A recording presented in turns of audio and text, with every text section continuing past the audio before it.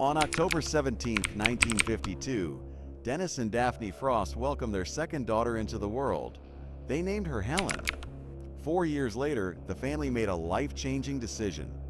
They left the United Kingdom and moved thousands of miles across the Atlantic to British Columbia, Canada.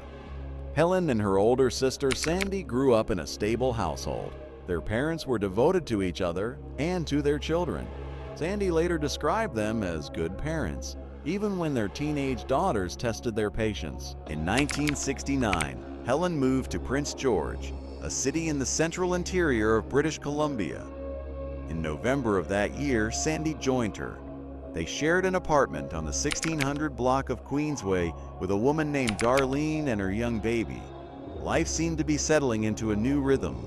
But in the spring of 1970, everything changed for Helen. She became pregnant. On May 13, 1970, she gave birth to a baby girl. She named her Sandra.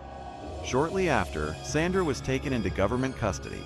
Helen left the home for unwed mothers and returned to Prince George. Her relationship with the baby's father, Stefan, fell apart. Helen made an attempt to regain custody of her daughter, but it was unsuccessful. Sandy recalled that Helen left the social worker's office in tears. They never spoke about it again. Helen's personality was a mix of contradictions. She could be quiet, private, and introverted. At the same time, she was impulsive and spontaneous. She and Sandy often hitchhiked with strangers. Helen was comfortable with that kind of hasty behavior. She did not see the danger others might have. On the evening of October 13, 1970, Helen was at home in the apartment on Queensway. Sandy came home around 8:00 p.m. Helen asked if she wanted to go for a walk. Sandy said no, it was too cold outside. Around 20 minutes later, Helen said she would go for a quick walk by herself. She wore a navy blue coat and blue trousers. She left the apartment. She never came back. When Helen failed to return that night, people were not immediately concerned. Her impulsive nature meant she could sometimes disappear without explanation. But as time passed, Sandy began to worry. On October 15th, 2 days after Helen left, she was reported as a missing person. The Royal Canadian Mounted Police, known as the Mounties, took over the investigation. Helen had left behind her clothes, money, and identification. The description was circulated, around 5 feet 5 inches tall, about 125 pounds, blonde hair, blue eyes, a right eye that drooped slightly.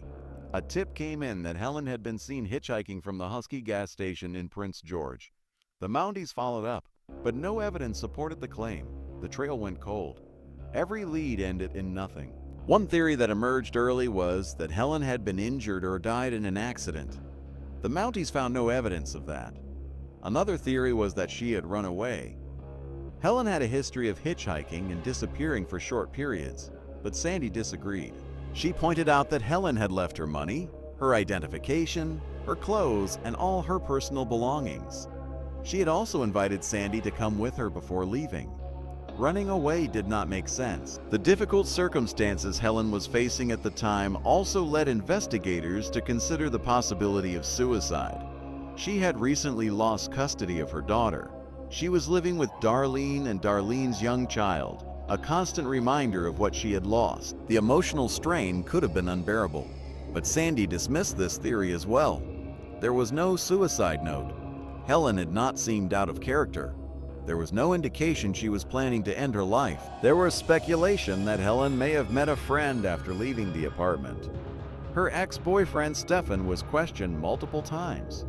After numerous interrogations, he was ruled out as suspicious. Sandy later mentioned that she had heard a tip about Helen possibly hitchhiking with a trucker. The Mounties did not confirm it. Highway 16 is a major route in British Columbia. It stretches 450 miles between Prince George and Prince Rupert. It is part of the Yellowhead Highway. Over the years, it became known by another name, the Highway of Tears. Starting in 1970, it became the site of numerous unsolved murders and disappearances. A disproportionately high number of the victims were Indigenous women. To investigate these cases, the Mounties established Project E-Pana. The official list includes no more than 18 victims. However, Aboriginal and Indigenous organizations believe the number could be over 40. Chronologically, Helen Frost was the first woman to go missing on the Highway of Tears. Her family fought to have her name added to the Ypana victims list. The Mounties denied the request. They said Helen did not meet the criteria. On May 30th, 1974, skeletonized remains were found near New London, Connecticut. The body of a woman was wrapped in a blanket and buried in a shallow grave. She became known as the New London County Jane Doe. The remains were believed to be connected to a bank robber named Gustavus Lee Carmichael, who was likely her boyfriend. Both were thought to have been murdered around December 31st, 1970. This timeline fit within the plausible dates of Helen's disappearance. Jane Doe had used the alias Lorraine Style. Two men, Richard DeFreitas and Donald Brandt, were convicted of her murder and the murder of Carmichael. The motive was that Jane Doe was going to talk about Carmichael's criminal activity. In the months leading up to her death, Jane Doe made several phone calls to states on the eastern seaboard. She was known to drive a 1964 green Oldsmobile with either Maine or Massachusetts plates. The vehicle was later found abandoned in Connecticut with a Maine inspection sticker. After speaking to people who had interacted with Jane Doe, a composite sketch was drawn. It bore a resemblance to Helen Frost, but the items found with Jane Doe were not associated with Helen.